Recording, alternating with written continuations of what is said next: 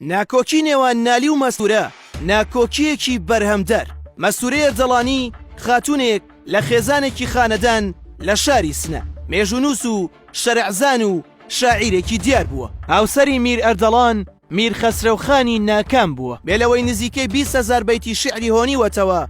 بەرەمە کتێبیەکانی وەک مێژووی کورد، شەریعەت بۆ ژنانی کورد، ژیانی ناودارانی کوردی بڵاو کردوتەوە.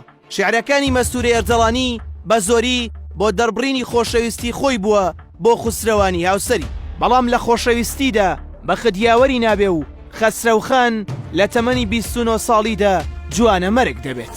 مەستورە بۆ ئەم مەرگە لە ناکاوە شیوەنێکی بەناوبانگی لە 130 بەیت شیعردا نووسیوە کە بە درێژترین شیوەنی ئەدەبی دادەنرێت. پاش ئەم کۆستە لەبەر ناکۆکی مەستورە و ئەندامانی خێزانی هاوسەرەکەی بڕیاری کۆچ دەدات لە شاری سنەوە بۆ شاری سلێمانی. لەم کۆچەدا مەستورە بە تەنیا نابێت، بەڵکو نزیکەی 1000 کەس لە بنەماڵەکەیان بە یەکجاری قەڵەمڕەوی ئەردەڵانیەکان لەگەڵ مەستورەدا بەجێ دەهێڵن. بابانیەکان کە بەم هەواڵە دەزانن وەفدێک دەنێرن بۆ بەخێراتنی بنەماڵەکەیان و لە ناو سلێمانیدا پێگە و بەهای گرنگیان بۆ دادەدەن. لەم سەروبەندەدا نالی شاعیر لە ڕێوڕەسمی حەجدا دەبێ و دەیەوێت بگەڕێتەوە سلێمانی، بەڵام دوو هۆکار گەڕانەوەکەی نالی دەوەستێن و وای لێ دەکەن بەرەو ئەستەمبوڵ بەڕێ بکەوێت. یەکێکیان تێکچوونی دۆخی سلێمانی و مێرنشینی ئەردەڵان دەبێت بەوەی هێرشی عوسمانیەکانەوە بۆ شارەکە و دەوروبەری. دووەم هۆکاریان بیستنی ئەو هەواڵەیە کە مەستورە هاتووەتە سلێمانی و کۆڕی شیعری و چالاکی بەردەوامی هەیە و گەنجان لە دەوری کۆ دەبنەوە. نالیش لەم کاتەدا هەم سلێمانی و هەم جێگەکەی مەستوری لێدا دەنیشێت بەی خۆی دەزانێ و پێی وایە ناکرێت لەناو ئەردەڵانیەکانەوە ژنێک بێ و شوێنەکەی ئەم لە ناو پایتەختی باباندا داگیر بکات. وەیە لەگەڵ گەیشتنی بە ئەستەمبوڵ نالی غەزە لە بەناوبانگەکەی بۆ مەستورە دەنووسێت. نالی لە نووسینی ئەم شیعرەدا لە بەرگی سۆڤێتی و مەلایەتی و پیاوچاکی کۆمەڵایەتی دێتە دەرەوە و وەک هەرزەکارێک دەدوێت. شیعرەکە باز لەوە دەکات کە گوایە مەستورە شەوێک دێتە خەونی نالی و دەستە و دامانی نالی دەبێت بۆ هەندێک بابەت.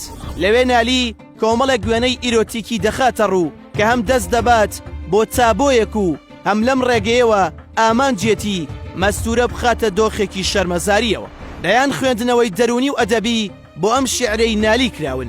هەندێک پێیان وایە نالی چاوی بە پێشکەوتنی ژنان هەڵنەهاتووە و لە ڕێی ئەم شیعرەوە بە دیدێکی پیاوسالارانەوە تانە لە ژنێکی سەرکەوتوو دەدات. یاخود هەندێک پێیان وایە کە شیعرەکە پەلامارێکی سێکسی نالیە لە بەرگی پیاودا بۆ سەر مەستورەیەک کە لە بەرگی ژندایە. هەندێکی تریش دەیگەڕێنەوە بۆ ئەو ناکۆکیەی لە نێوان بابانیەکان و ئەردەڵانەکاندا هەبووە. لەلایەکەوە نالی وەک بابانیەک و مەستورە وەک ئەردەڵانیە. تەنانەت نالی لە شیعرەکەدا بە کچ ناوی مەستورە دەبات. ئەمەش وەک هێرشە بۆ سەر خەسرەوخانی مێردی کە میری ئەردەڵانە. ئەم تۆمەتەش لە کوردەواریدا جنێوە هەرە گەورەکەیە، بەڵام هیچ کام لەم خوێندنەوانە حاشا لەوە ناکەن کە شیعرەکە لە دەرەوەی بابەتی ناکۆکیەکەوە بەرهەمێکی گەورەی ئەدەبی و ڕچەشکاندنێکی ئاینی و کۆمەڵایەتی سەردەمی خۆیەتی. لە بەرامبەردا مەستورەی ئەردەڵانی بە باوەڕ بەخۆبوونێکی زۆرەوە بە شیعرێک وەڵامی نالی دەداتەوە. لە وەڵامەکەدا ئەوە بەدی دەکرێت کە مەستورە کینەیەکی سیاسی لە نالیدا بەدی کردووە، چونکە پێی دەڵێت هەرکەس مەرد و جوامێر بێت لە دوورەوە قسە ناکا و تانە نادات، بەڵکو وەک مەردان دێتە مەیدان و ڕووبەڕوو دەبێتەوە. مەستورە دەڵێت مەردی ئەو مەردەن بیەوە مەیدان پەلش بشانە و بە وێنەی ڕەندان. هەروها ئەوەش دەنووسێت لە مەلاو شاعیرێکی گەورەی وەک نالی ئەم هەڵیت و پەڵیتە ناوەشێتەوە و داوای لێ دەکات واز لەو ئەتوارانە بهێنێت.